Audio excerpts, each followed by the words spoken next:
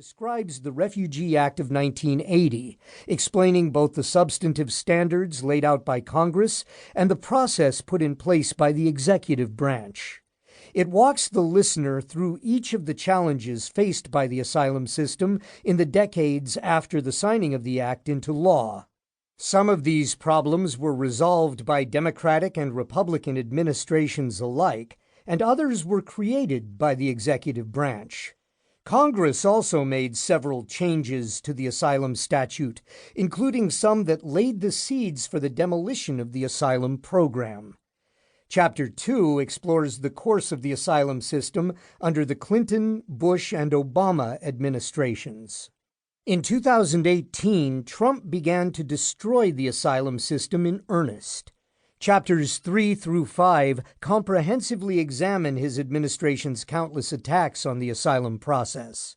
They begin with the efforts of his attorneys general to undermine substantive asylum law, some of which have been enjoined by the federal courts. Chapter 3 continues with the Trump administration's strikes on the asylum process. Through changes small and large, his executive branch has systematically dismantled the affirmative asylum system and weakened the immigration courts. Chapter 4 analyzes the minefield of obstacles the Trump administration has created to block access to the asylum process, particularly for those requesting protection at the southern U.S. border. Chapter 5 describes the final nails in the coffin, the Trump administration's regulations that would end asylum altogether, and its subsequent measures to pile on even more restrictions. Yet all is not lost.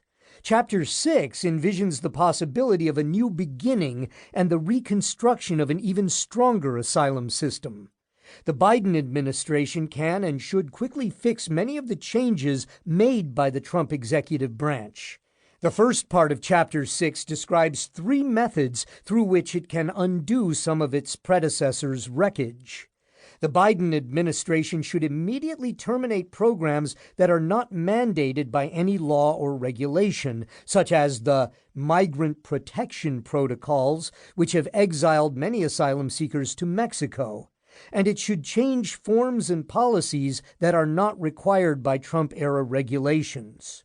A new Attorney General should reverse decisions by Attorneys General Sessions and Barr that restricted asylum for victims of domestic violence and others.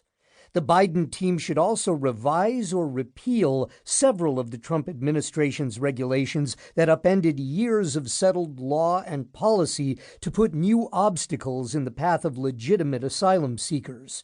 Although, as the text explains, the process of putting new regulations into force can sometimes take years. More quickly and most important, it can settle more than a dozen lawsuits that have been filed against Trump regulations and policies, and it can withdraw Trump-initiated appeals of court orders that have enjoined Trump's restrictions. In the long run, however, Congress should act to restore and improve America's asylum system. Having seen the destruction the Trump administration wrought on the Refugee Act of 1980, it is now time for Congress to counteract the ambition of the other political branch.